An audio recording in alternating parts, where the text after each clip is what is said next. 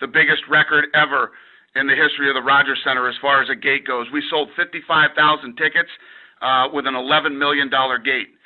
The last gate that I'm aware of that had the record was the NFL at $8 million. Dana, going into Toronto, obviously you had high expectations, but could you have imagined the response that you received from the fan base there as far as the ticket sales?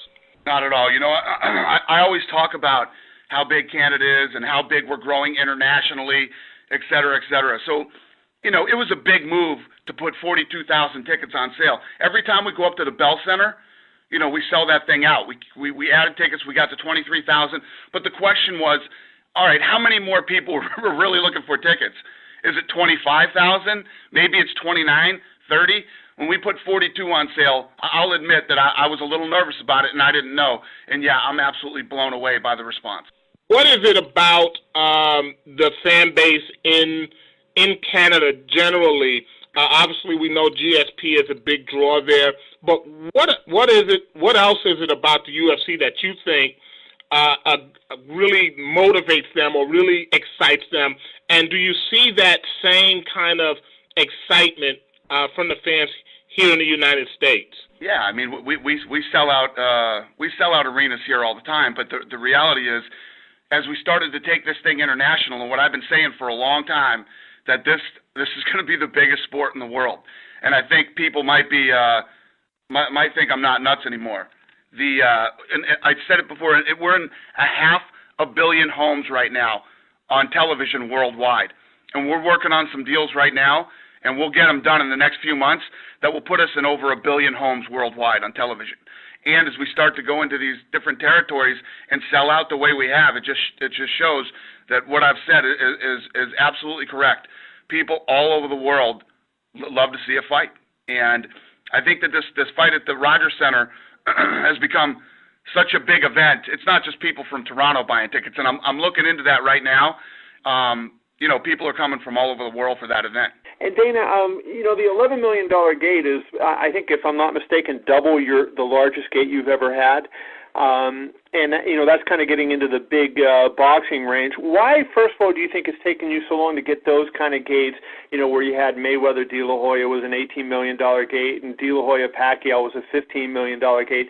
Why is it taking you guys so long to get those kind of gates? And do you think now that you're here that you'll be able to start charging, especially in places like Vegas, the kind of prices that, you know, the big boxing matches charge? That's why we haven't hit those numbers, because we don't want to do that. The reality is we sold 55,000 tickets up at the Rogers Center. Those are all fans. Those are fans that want to come to that event and go.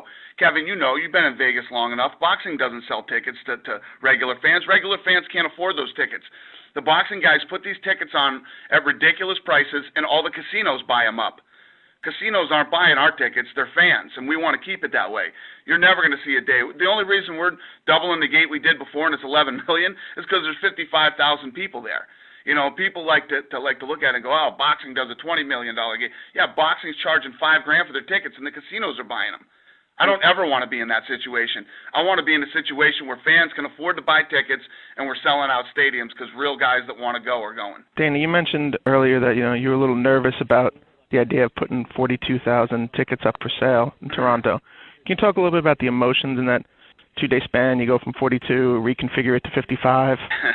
Yeah, it was, like I said, you know, I'm normally pretty cocky about this stuff. I believe in it. I believe in not only in the brand, but the sport and the fighters. But when you do your first arena, and you know, like I said, the question always is, okay, we sold out 23,000 tickets, but how many people were really looking for tickets? More than that. Now I'm sitting here with 55,000, you know, sold out, and I'm still thinking the same thing.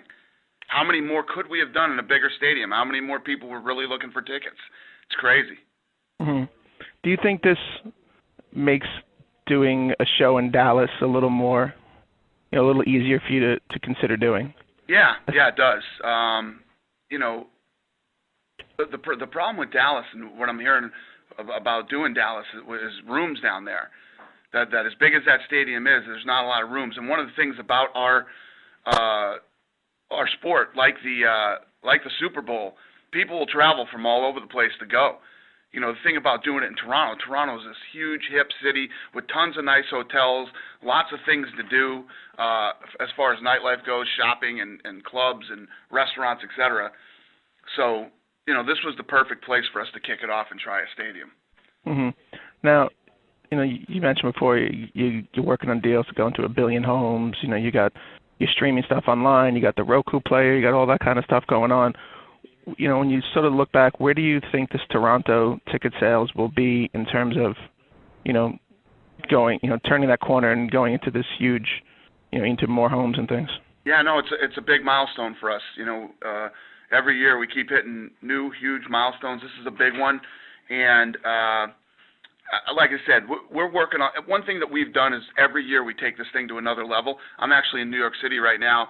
Been in meetings for the last couple of days, and we're working on some cool stuff. And you know, I said it before, and I say it all the time. And for a long time, people thought I was nuts. I'm telling you, this is going to be the biggest sport in the world. It is. It really is. Given the success of the Rogers Centre show and also the past success you've had in Vancouver and Montreal, both those cities have bigger stadiums, Olympic Stadium in Montreal and BC Place in Vancouver, although that's getting renovated. Would you look at maybe having your Canadian shows in a bigger venue in those cities if they're available, given the success of Toronto? I don't know. That's tough. I don't know how to answer that question. I'm not sure. I think when you do big stadiums like that, you can do them with the right fights. If you have, maybe this super fight. If should George St. Pierre beat Jake Shields, maybe you could hold that fight there. I don't know. You know, you got to understand. I'm still a little blown away by the 55,000 in Toronto. Wondering, I know it's probably a little early, but we already have tons of people in Toronto and the surrounding area that feel a little bummed that they weren't able to get tickets for UFC 129. I know it's probably a little early, but a lot of people are already asking, are you thinking about the next Toronto show?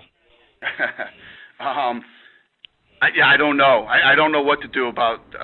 I don't know what we're going to do as far as the next Toronto show goes. And then, the question I had again, I know people are bummed, but how many people is it really? I mean, we literally did this arena, scaled for 42, ended up opening it up to 55, and I don't know. I don't know how to answer that question. I don't know what the next level is in Canada as far as tickets go, and I think it just depends on how big the fight is. But could you do a show this size on a regular basis in Toronto, you think? I don't think we could do 55,000 seats all the time. But who knows? Maybe I'm wrong. I'm just being conservative. Hey, Dana, I'm just wondering, when you start getting new cities like Toronto being so successful, obviously you would think that that's going to become part of your regular rotation, if not multiple times a year. That means that somebody that is already in the regular rotation would have to lose shows. Would that ever affect Las Vegas? I know you've done 6 shows a year in Vegas. Would you ever look at cutting that number back to keep places like Toronto at all in there? No, that's not true. We actually want to keep adding shows, and like I said, Kev, we're working on some things right now that we'll have done in the next couple of months, where we're taking it to the next level, and everything's growing and everything's getting bigger, man. We're going to be putting on more fights in more places.